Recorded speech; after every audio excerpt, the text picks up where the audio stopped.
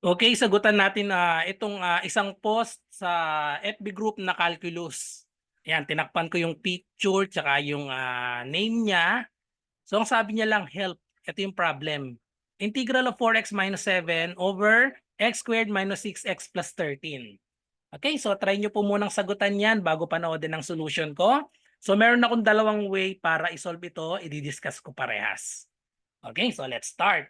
So ang unang way natin ay yung by manipulation lang. Okay? So kung mapapansin kasi natin dito, yung numerator natin 4x minus 7, tapos ang denominator x squared minus 6x plus 13. Yung numerator 1 less than the degree of the denominator. Kapag ganyan, kapag yung numerator 1 less than the degree, ito ay 4x, ito namang denominator x squared. Pag ganyan, karaniwan, pwedeng gamitin ang direct formula na ito, integral of du over u. Kasi ang u natin, itong buong denominator, u natin is x squared minus 6x plus 13. Okay, kunin natin ang differential. Ang differential ng x squared ay 2x minus 6. Okay? Then kung mapapansin nyo sa numerator, 4x minus 7, pwede tayo diyang makakuha ng 2x minus 6. So ang una natin gagawin, itong 2x minus 6, i-multiply natin ito sa 2. Pag multiply itong 2x sa 2, magiging 4x. Ayun, may 4x tayo. Kasi itong negative 6 naman, times 2, magiging negative 12. So ang gagawin natin, i-break natin itong negative 7. Gagawin natin itong negative 7 na negative 12 plus 5. Okay? Kasi negative 12 plus 5, that is equal to negative 7. Tapos itong 4x minus 12, i-factor out natin yung 2. Factor out yung 2, meron na tayong 2 times 2x minus 6. So ito na siya. du is 2x minus 6, ang u ay x squared minus 6x plus 13. So ang susunod na gagawin natin dito, itong 2, ilabas natin dito sa integral symbol, tapos i-distribute natin itong integral symbol dito sa plus 5 dx, tsaka itong dx. Okay? So paghiwalayin natin, so meron na tayong ganito.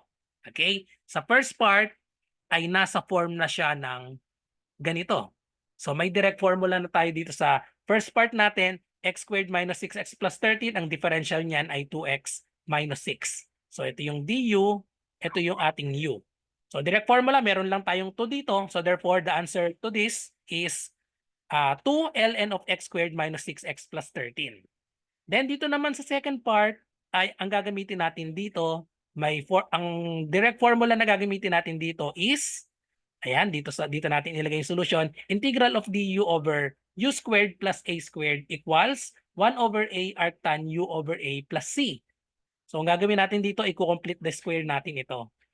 Itong 13, i-break natin itong 13 as 9 plus 4. Okay?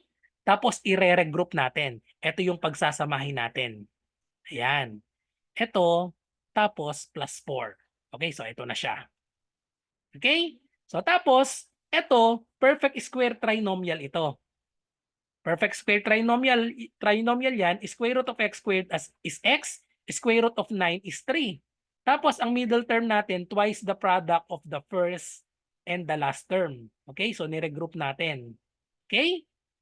So equal na ito, express natin as square of binomial. So that is x minus 3 square. Tapos itong 4, yung 4 naman ay 2 square. Okay, so ito na siya. Okay? So therefore, nasa form na siya ng itong dx, ito na yung du, ito yung x minus 3 squared, ito na yung u, ang a natin ay itong 2. So itong dx ay du. Okay? So therefore, we have u is x minus 3, a is equal to 2. So i-apply natin directly itong formula natin. So meron lang tayong 5 dito. Okay? So therefore, 1 over a, that is 1 over 2. So meron tayong 5 dito, so i-multiply lang natin yan. So dito magkakaroon tayo ng plus 5 times 1 over 2 arctangent of u over a. So our u is x minus 3 over 2 plus c. So final answer, pag multiply lang natin itong 5 times 1 half, so magigilang ito ay magigilang 5 over 2. So ito na siya, yan na yung final answer natin. Okay?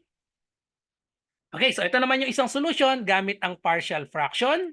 So mag-partial fraction tayo dito dahil ang denominator natin x squared minus 6x plus 13, not factorable ito. So case number 3 ito. Not factorable kasi ang 13, prime number. Ang factors lang yan, 13 and 1. Eh yung 13 and 1, hindi naman tayo makakakuha doon ng negative 6x. So not factorable. So case number 3 ito ng partial fraction. So therefore, ang gagamitin natin, so i-isolate muna natin itong 4x minus 7 over x squared minus 6x plus 13. So magiging ganito siya. 4x minus 7 over x squared minus 6x plus 13 equals a times 2x minus 6. So that is the derivative of x squared minus 6x plus 13. And then plus b all over x squared minus 6x plus 13. So kailangan natin isolve ang values ng a and b. So i-multiply natin both sides of the equation by the denominator x squared minus 6x plus 13. Okay? So multiply both sides. So maka-cancel out lang yan. Minus 6x plus 13. So cancel out lang itong denominator natin. So therefore, we have 4x minus 7 equals a times 2x minus 6 plus b. So yung mas madaling way, ilet natin na 0 itong 2x minus 6 para masolve na agad natin itong b. Okay, so 2x minus 6, equate natin ito sa 0 para ma-solve natin yung value na x na kailangan nating i-substitute. So 2x minus 6 equals 0, transpose 6 to the other side or add 6 to both sides, so we have 2x equals 6. Next is divide both sides by 2. Divide both sides by 2. So, ang value ng x natin ay magiging x is equal to 3. So, ngayon, itong x equals 3, i-substitute natin dito sa equation natin. When x equals 3, palitan lang natin ng 3 itong dalawang x natin. So, we have 4 times 3 minus 7 equals a times 2 times 3 minus 6 plus b. Ito automatic, this is 0. Then, solve lang natin ito. 4 times 3, that is equal to 12. 12 minus 7, that is 5 equals b. So, ang value na ng b ay equals sa 5. So, ngayon, mag-equate coefficients naman tayo para ma-solve natin yung value ng a. Equating coefficients of x. Ayan, equating coefficients of x. So, we have, sa left side, ang coefficient ng x ay 4. And then, sa right side, ang coefficient ng x, ito yung x, meron lang tayong 2a. Walang x itong b. So, therefore, we have 4 is equal to 2a. Divide both sides by 2. Therefore, the value of a is 4 divided by 2. The value of a is 2. So, itong value ng a and b, i-substitute lang natin dito. So, kunin mo natin yung integral nito. Ayan. So, we have integral of a times 2x minus 6 plus b. Substitute natin yung value ng a and b na na-solve natin. So, that is a is 2 and b equals 5. So, therefore, we have integral of 2 times 2x minus 6 plus 5 over x squared minus 6x plus 13 dx. So paghiwalayin lang natin ulit yan, kung mapapansin nyo, kaparehas na yan nung kanina. Okay? So therefore, kaparehas na yan nung kanina. So itong unang part natin ay du over u. Integral of du over u, may direct formula. Ito namang isa ay 1 over a arctangent. So same answer na tayo. We have 2 ln of x squared minus 6x plus 13 plus 5 over 2 arctan of x minus 3 over 2 plus c.